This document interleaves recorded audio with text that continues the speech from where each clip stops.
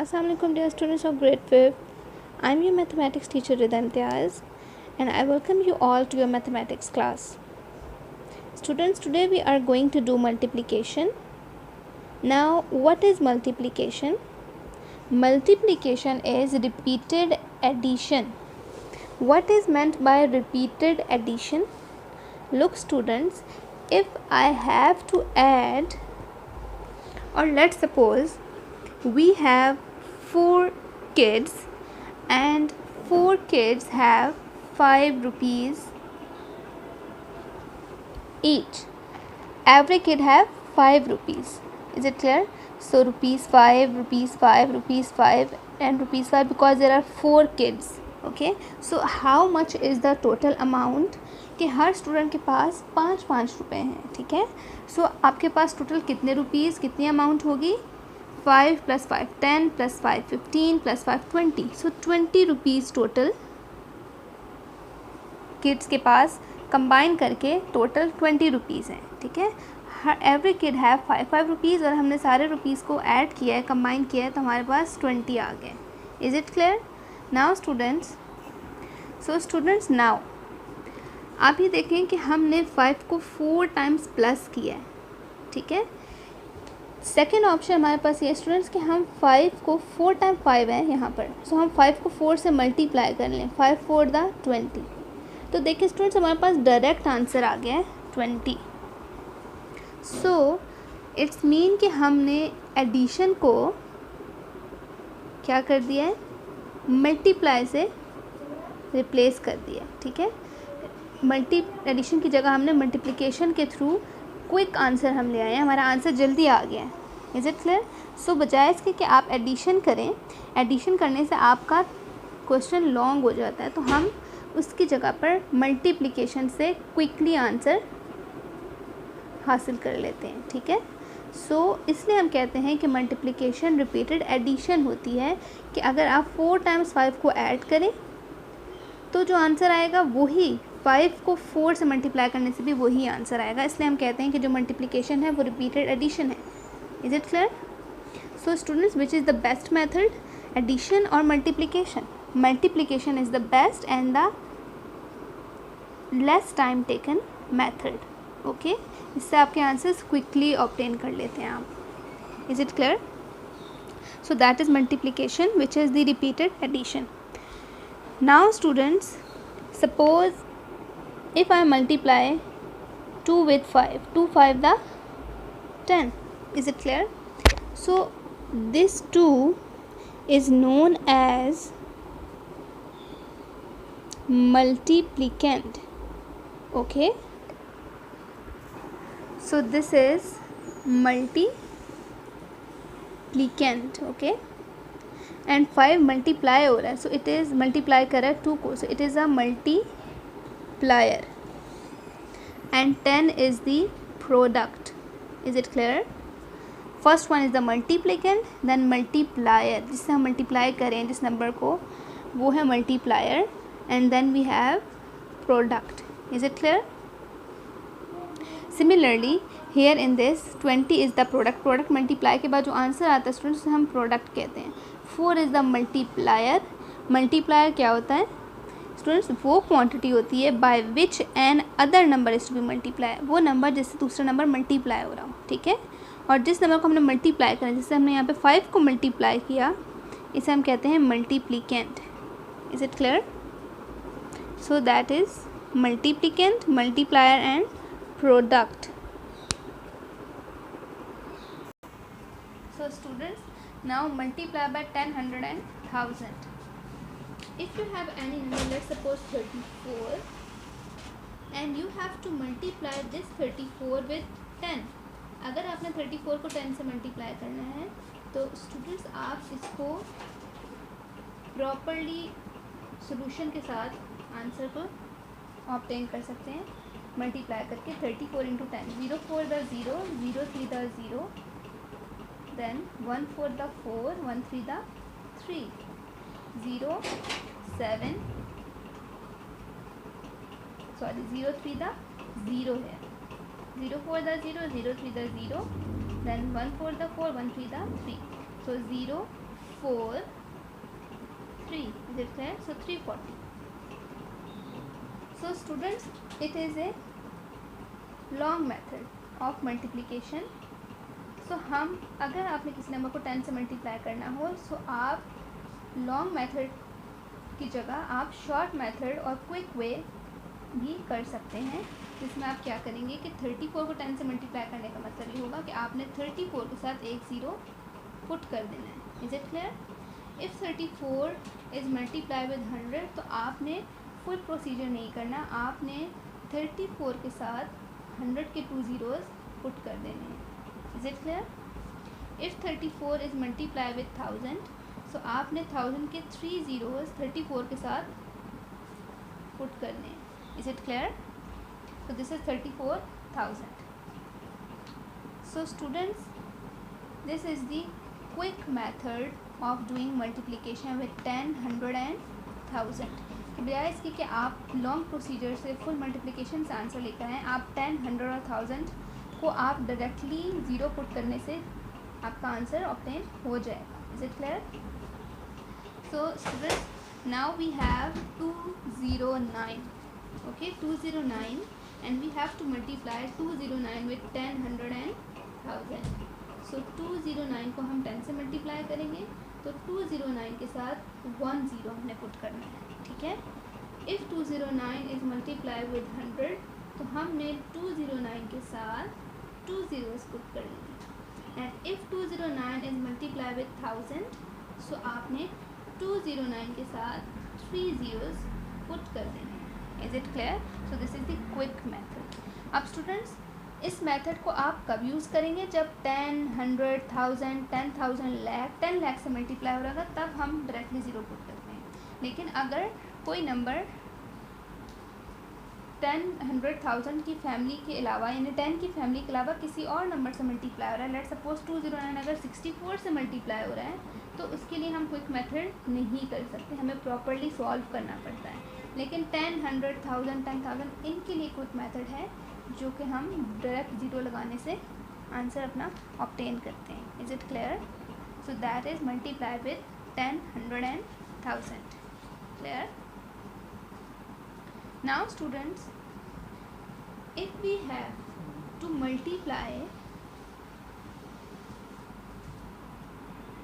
98752 with 30, आपने 98752 को 30 से मल्टीप्लाई करना है.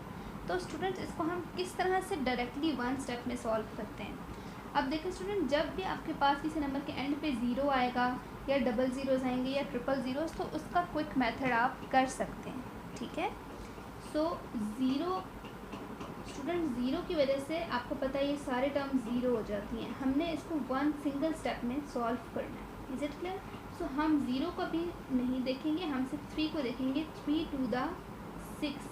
ठीक है? ज़ीरो को फ़िलहाल आप स्किप कर दें, आप 3 को देखें. 3 to the 6, 3 5 the 15, 1 go to carry.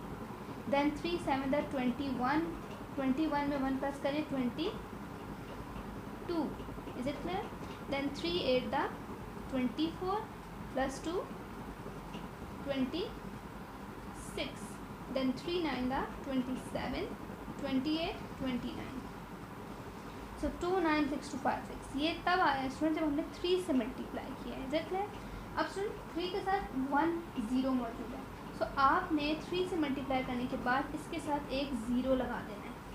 And this is the answer which we have obtained directly. Is it clear? तो स्टूडेंट्स, हमने इस सवाल को 3 स्टेप्स में सॉल्व नहीं किया, 1 स्टेप में हम इसका आंसर लेकर आए हैं, क्योंकि इस नंबर के साथ ज़ीरो था.